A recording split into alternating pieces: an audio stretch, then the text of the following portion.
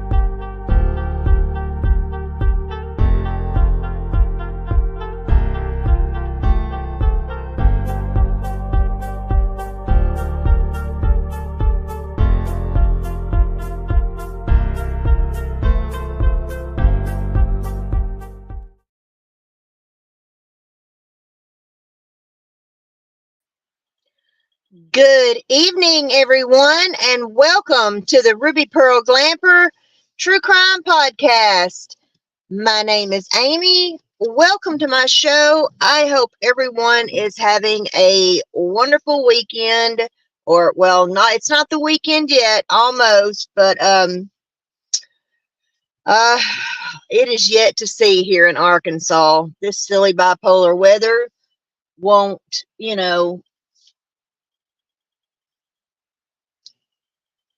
stay one way just for a few days so I can get some stuff done, and then it can do whatever it wants to do. But I need a few dry days with no rain. I need some sunshine. I got a few more things I need to get done around here outside.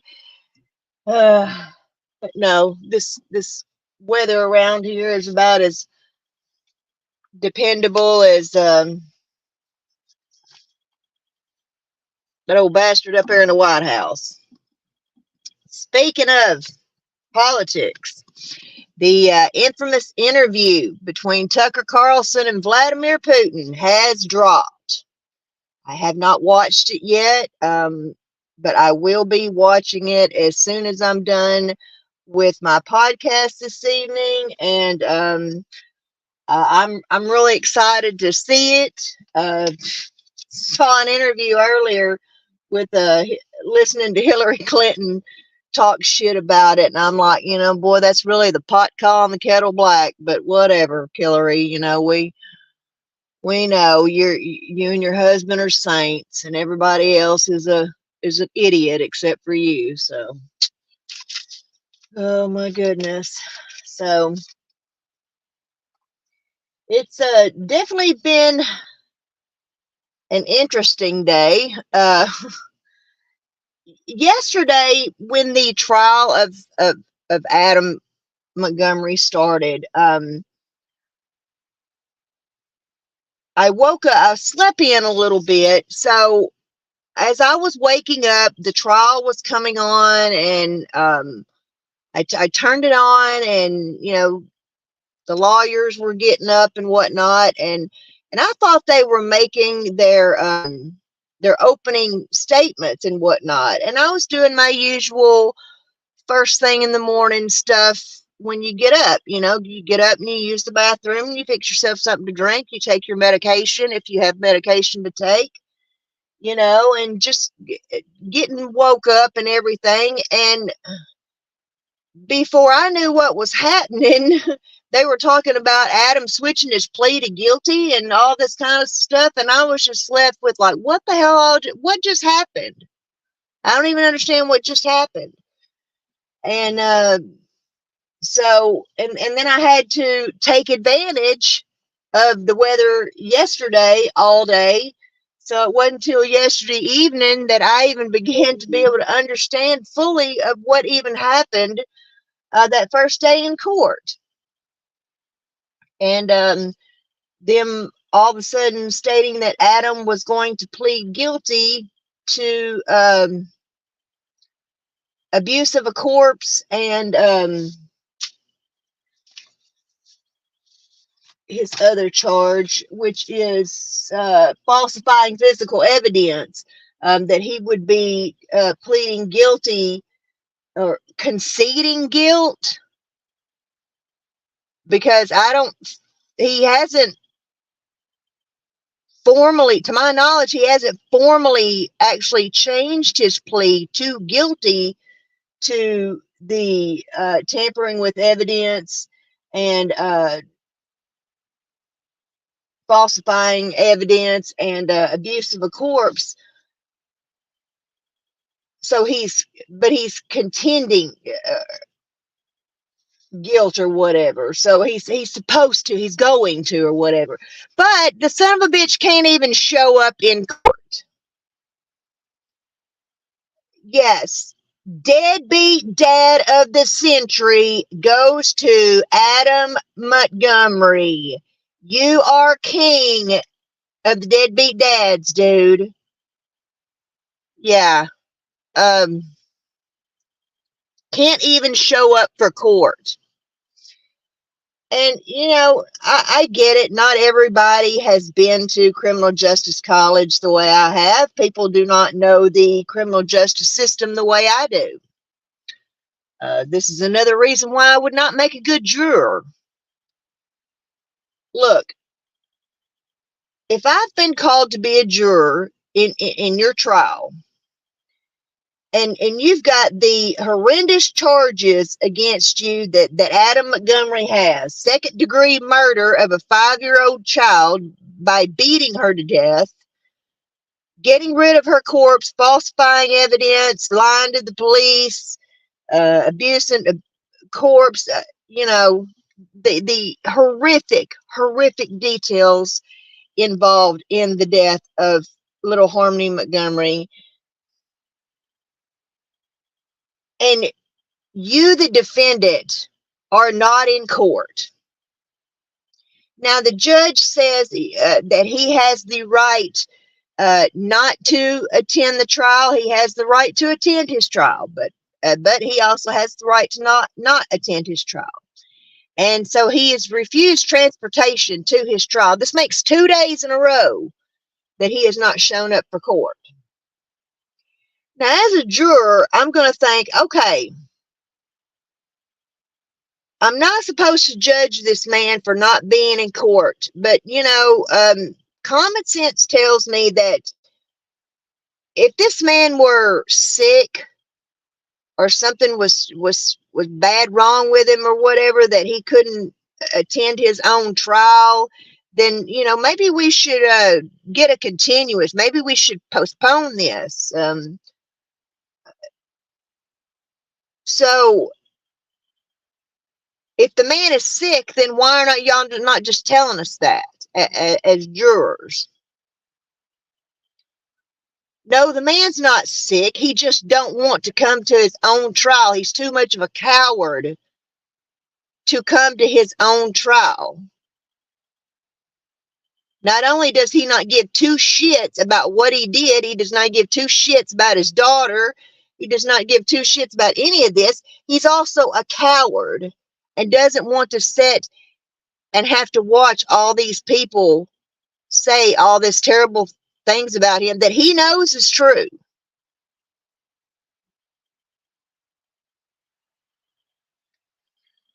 So, you know, I would be in the back of my mind, you know, the judge can tell me not to hold it against him all day long, but, you know, I've got to think, why, if you're not deathly sick in a coma in the ER, then why are you not at your own trial to face these horrific charges and answer for yourself for all this?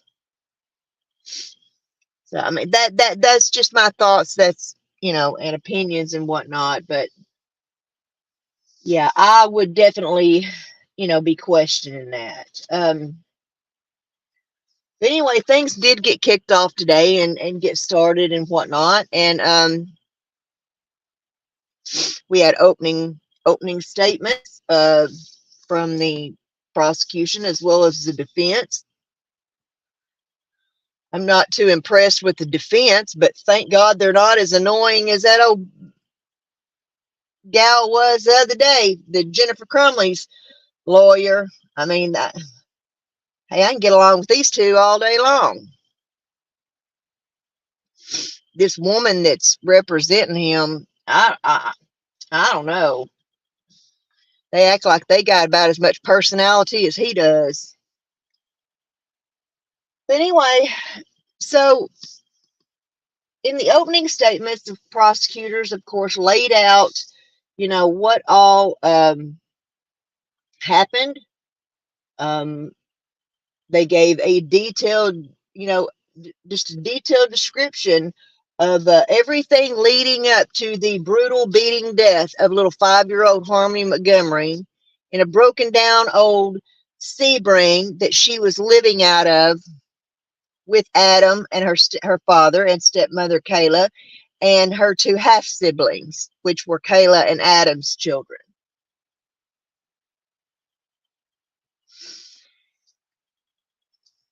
And everyone's testimony and everything went pretty smooth. And actually everything went pretty quick because, like I said, the defense, they just didn't put up much of an argument with anyone. However,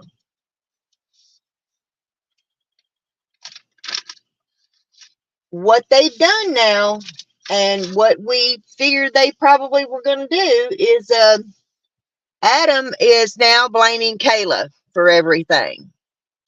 Adam is going to say that Kayla did all this, and he was the one who had to help her in covering all this up and whatnot. So it's going to become a he said, she said, battle of the drug addicts, battle of the exes, he said, she said. And that's going to be Adam's defense. I don't condone what Kayla did.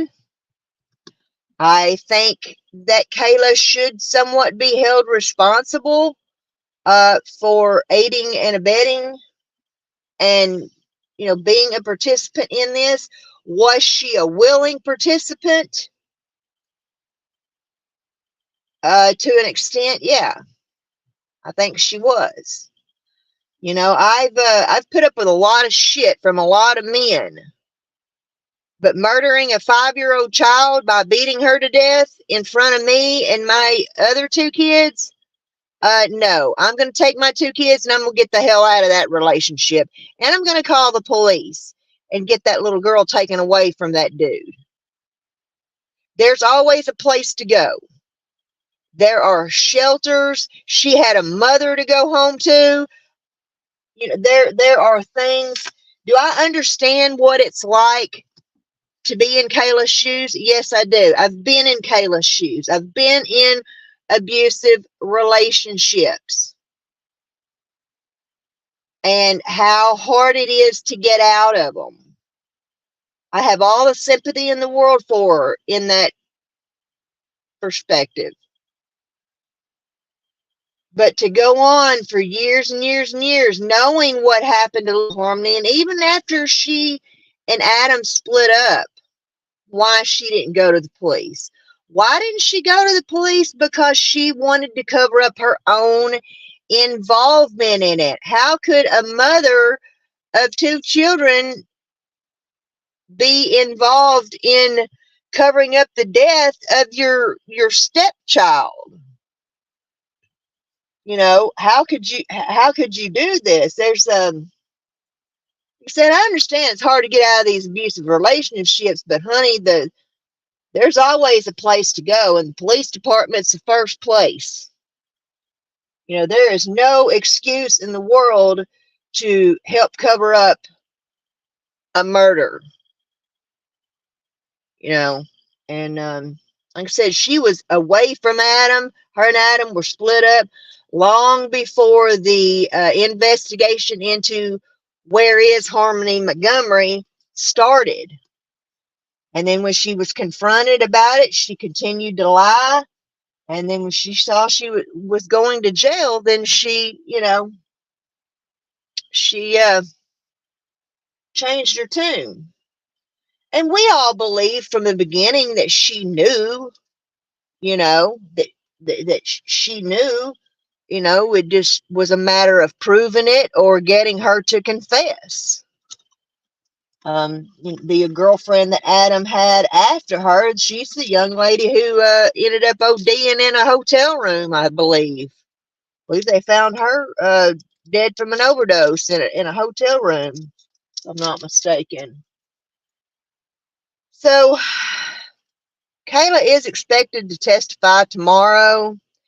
It's going to be interesting on whether or not the defense changes their tune, changes their personality, and changes their questioning. They've been very nice. They've only asked, every witness that's been on the stand, they've maybe asked at the most 5 questions, if not just 2 or 3 questions, and then that's it.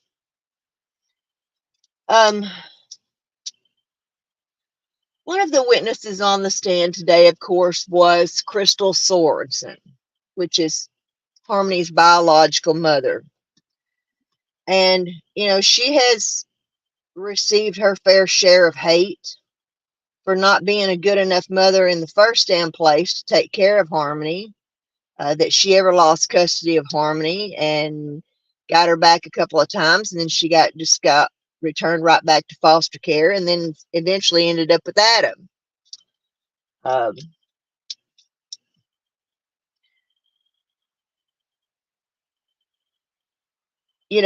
least Crystal, she tried it. She did what she could. She was battling addiction and whatnot. Harmony was born with these, birth defects and these, misdiagnosed illnesses, and her blindness was misdiagnosed and everything. And it was just a hard thing for a young mother, alone, trying to take care of a child that much in need. Not just a child, but a child with special needs. And I've been a single mom my whole life. I know, believe me, it's tough. And just like with my youngest child, Crystal and Adam were never really together. They never really lived together or had a relationship. Like I said, reminds me of the situation with of how I had my youngest child. But anyway, and if it hadn't have been for Crystal, though, we would have never known what happened to Harmony. But it was Crystal's persistence of even though she knew she could not be a full-time mother to Harmony, she could be somewhat of a good part-time mom to Harmony. She loved Harmony. I don't doubt that for a minute. I don't doubt for a minute that Crystal loved Harmony. She just wasn't capable of taking care of her alone without a good support system and a good job and finances, and and like I said, she's battling addiction. Been there, done that.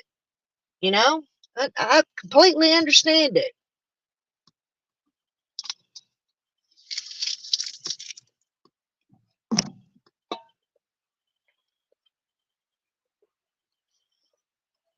Harmony's foster mother was on the stand today as well. Very, very heartbreaking. Very, very heartbreaking. This little girl had people who loved her. Those people wanted to adopt her. But this whole reunification crap that, CPS wants to do, and DCF, and whatever your local department, Child Protective Services, is called, this is going to, this whole problem with these kids falling under the cracks of CPS and ending up dying, like Harmony Montgomery and Summer Wells and Oakley Carlson, and, you know, just to name a few. These kids the ones who have fallen under, you know, that have been in the care of CPS, that have been, you know, through the system and whatnot, and these kids are falling through the cracks of the system. You know, unfortunately, Harmony fell through the cracks of the system during COVID. And we all know what it was like during COVID. We were, you know, confined to our homes. We couldn't go to the emergency room. We couldn't have weddings. We couldn't have funerals. We couldn't. And if you were in the hospital, you couldn't be with your loved one dying. You know,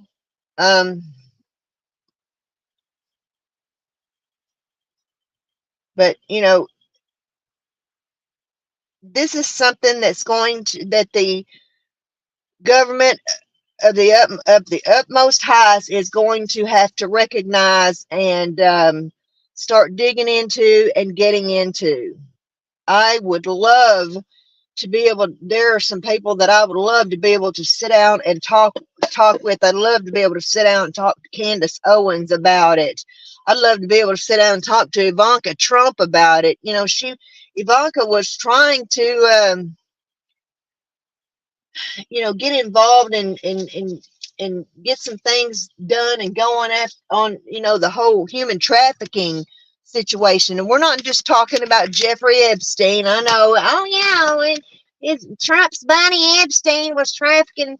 No, that was the biggest open secret in Jeffrey Circle's world, you know, of what was going on Epstein Island and all, and what Jeffrey Epstein was doing. That was the biggest open secret there was. I'm talking about the human trafficking that's traveling up and down Interstate 30, right through Arkansas, down through Texas to the Mexican border. And whatever your main highways and byways are running through your states, where there's multiple, where there's so much human trafficking going on, drug trafficking, the drug trafficking and the human trafficking that goes up and down Interstate 30 through Arkansas and Texas alone scares the hell out of me. And that's one state out of 50, just in the United States. We're not even talking about abroad and or anywhere in the UK or anywhere else where there's any kind of trafficking and stuff going on. Of course, y'all know we got this crisis at the border. But anyway, I don't mean to get off on another subject, but let's get back to the trial of Adam Montgomery. But the one person who was on the stand today worried me, and that was Kevin Montgomery, Adam Montgomery's uncle. He's the one who had first made some reports to the Child Protective Services regarding Harmony, about seeing her with a black eye and whatnot. And I don't think he really bought Adam's story of what happened and things like that. And it was supposedly checked out, and the guy was found no wrongdoing or whatever. That guy was on the stand today too. But, you know, I felt that Kevin Montgomery's testimony in this case was crucial. Very, very crucial. And I was seriously concerned about him today because, the man was a nervous wreck. And I think he was very heavily medicated, probably on Xanax or something for anxiety, severe anxiety.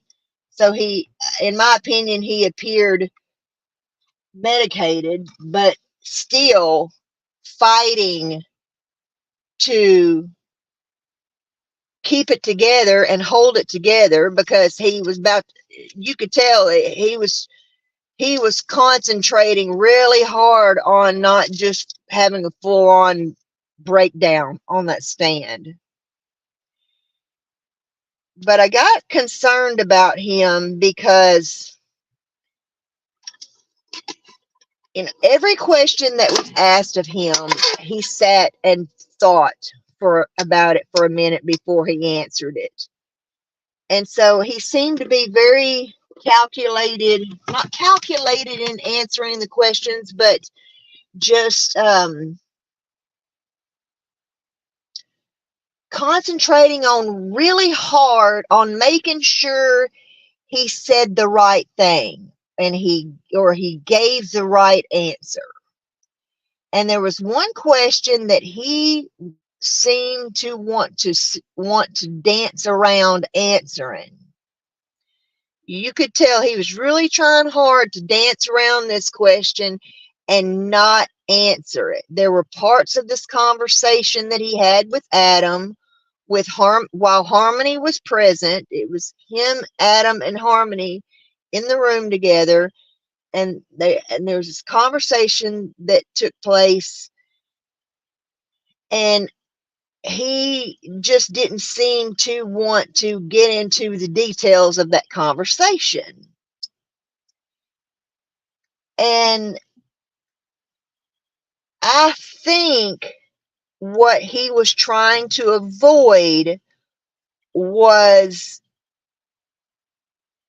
he didn't want to talk about Adam telling him that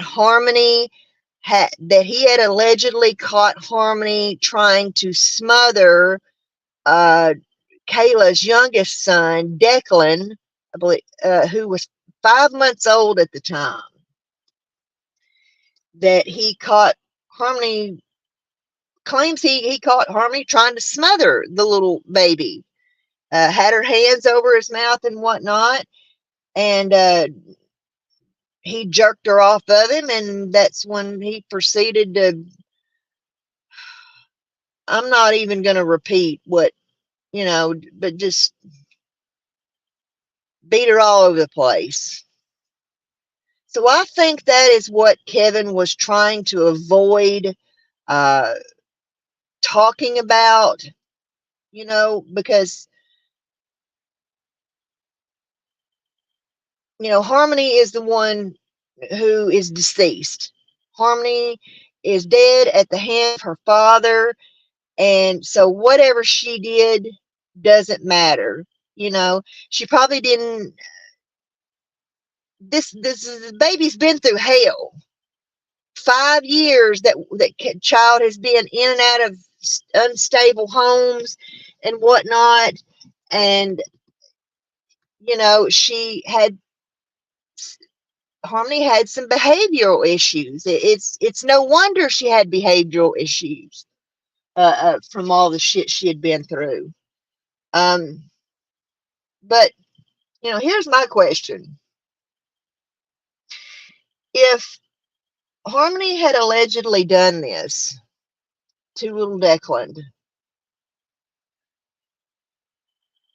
I believe I would be contacting CPS as a responsible parent, and you have to consider that Adam was never a part of Harmony's life. Never was he a part of Harmony's life. But for some reason, he decided to get his shit together for a couple of months and get custody of her. And then, of course, he, got back right back on drugs and whatnot. And with his lengthy criminal record, he got back into criminal activity as well.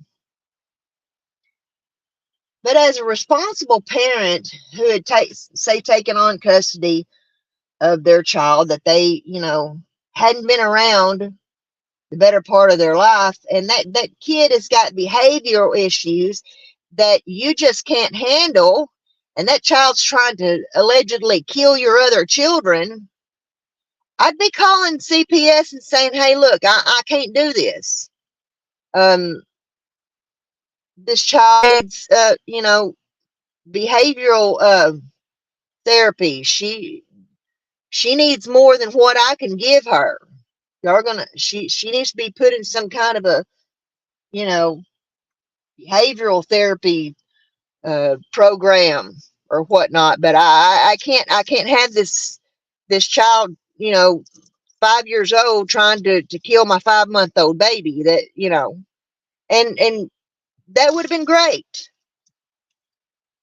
So, I'm not quite buying his story. Do I think it's possible? Yeah, I think it's possible because, like I said, Harmony, I'm sure, had many behavioral issues. She had been completely potty trained and was now regressing to infancy of having consistent accidents, one right after the other. Why? Because she wasn't living under normal circumstances. She wasn't even living in a normal house with a normal bathroom or a normal bed. She was living in a car with 2 adults and 2 other children. A Sebring, which ain't much bigger than what my car is. I couldn't imagine living in it by myself. But anyway,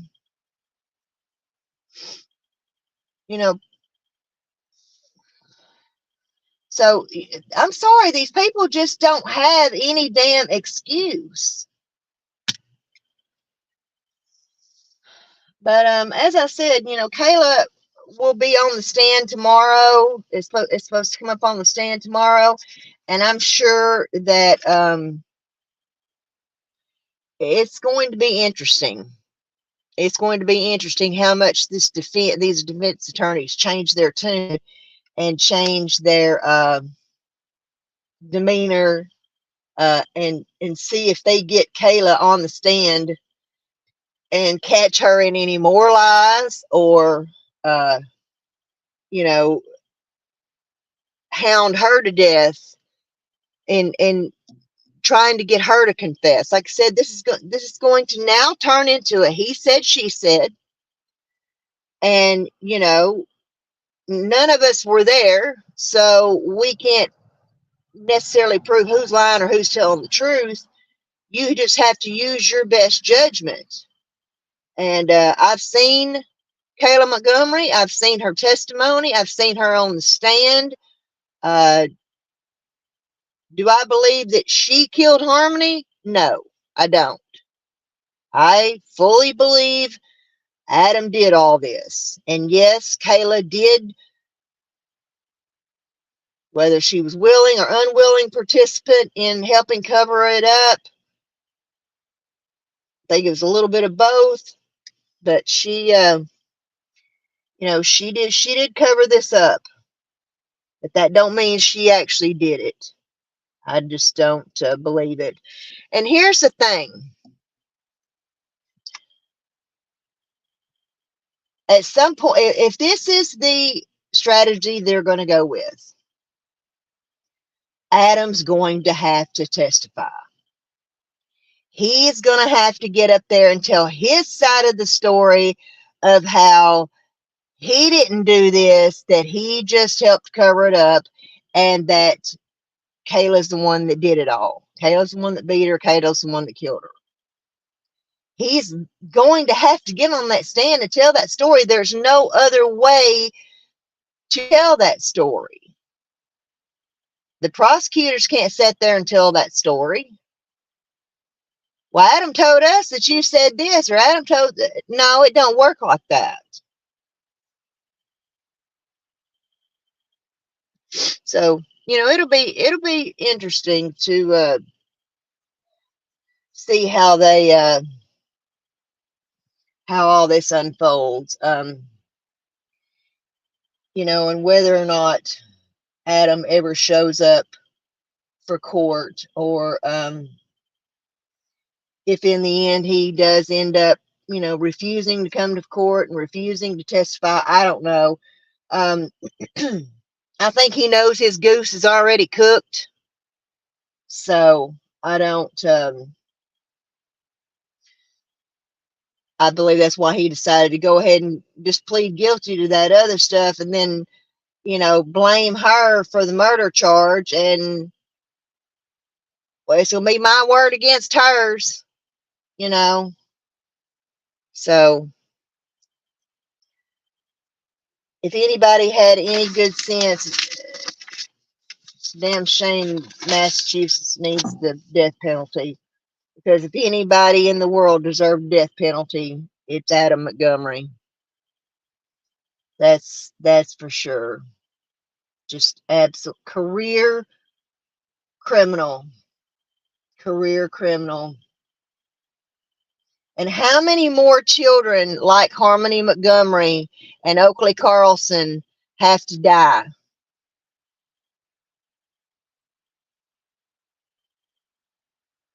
before something's done?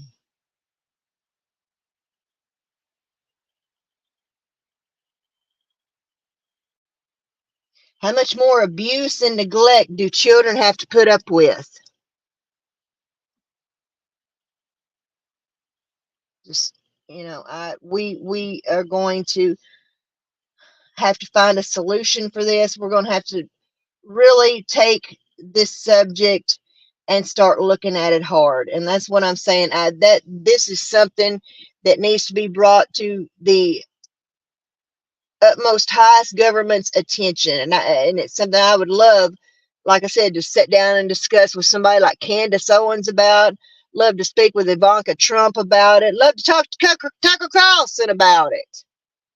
You know, um, and let's, because God knows how many more cases that have not gone mainstream that we don't know about, like Harmony, Oakley Carlson, Quentin Simon. Let's not forget little baby Quentin.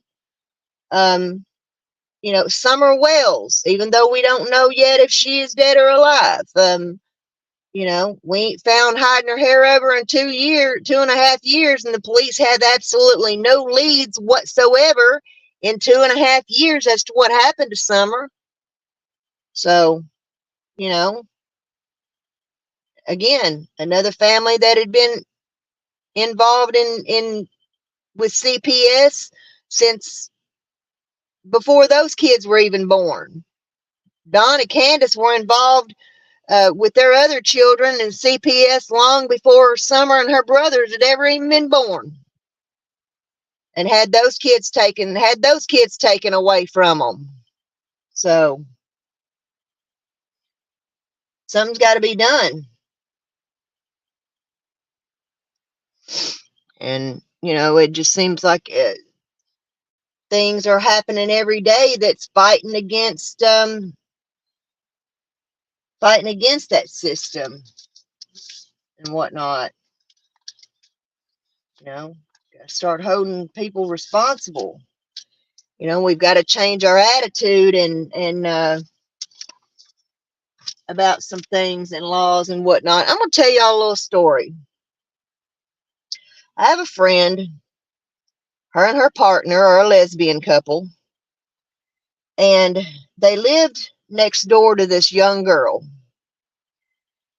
And this young girl was on drugs severely. She had a child, had a baby. The child was severely malnourished, untaken care of. Like I said, the young mother was on drugs severely, and this poor little kid had a lot of things wrong with her. She had head lice, she had scabies. It was a god horrible situation. But this young lady knew that she could not take care of that baby. She knew that she could not take care of that child. And so the last ounce of decency and morality she had left in her underneath that drug addiction, she gave my friend and her partner custody of that little girl. And they have took her in. They legally adopted her. They have raised her. She is a happy, healthy, thriving young girl with two moms who love her unconditionally and take the utmost care of her and her education and everything. And, you know, so just because a kid might have two moms or two dads or whatever doesn't mean that they can't be properly loved and taken care of and provided a good life.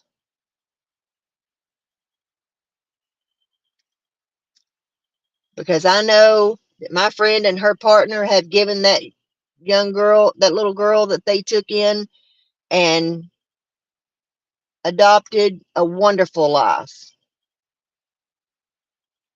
And, you know, that young lady, like I said, messed up on drugs and knew she couldn't take care of that baby, used the last ounce of decency she had within her and said, here, take her. She's yours.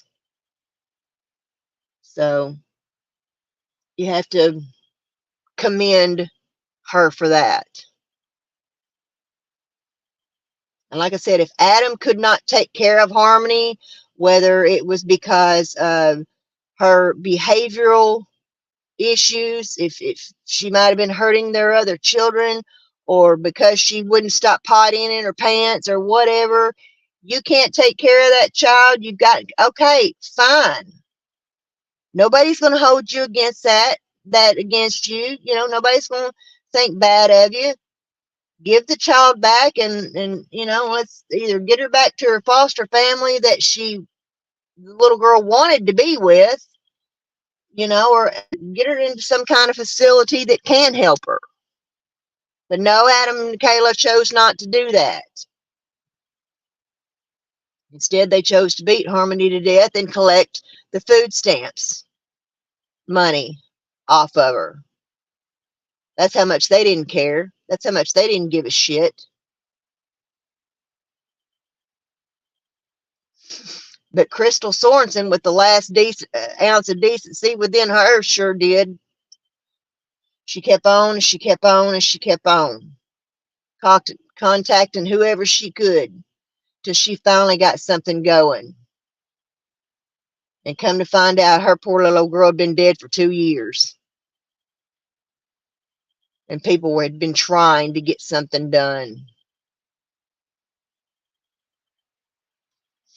Just completely sickening and saddening. So I do have respect for Crystal as well.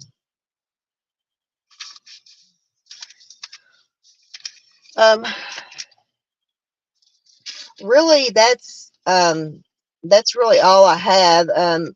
You know, that just kind of breaking down today's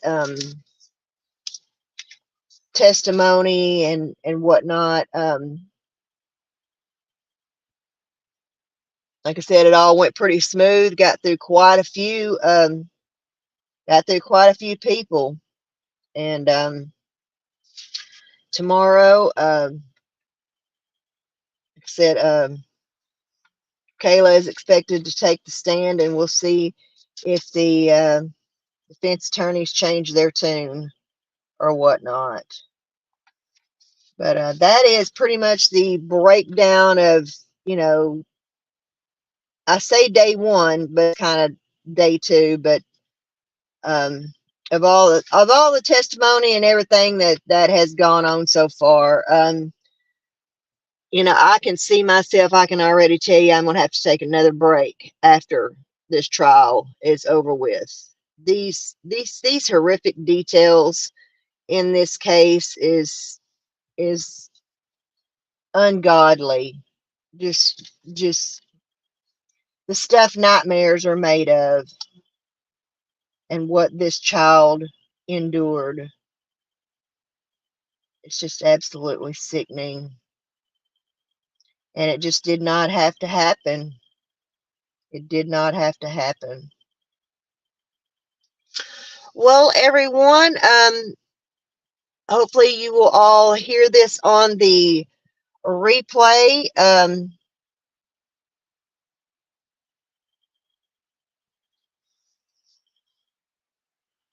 If this is your first time stopping by my channel, I want to encourage you to hit the follow button. It's free.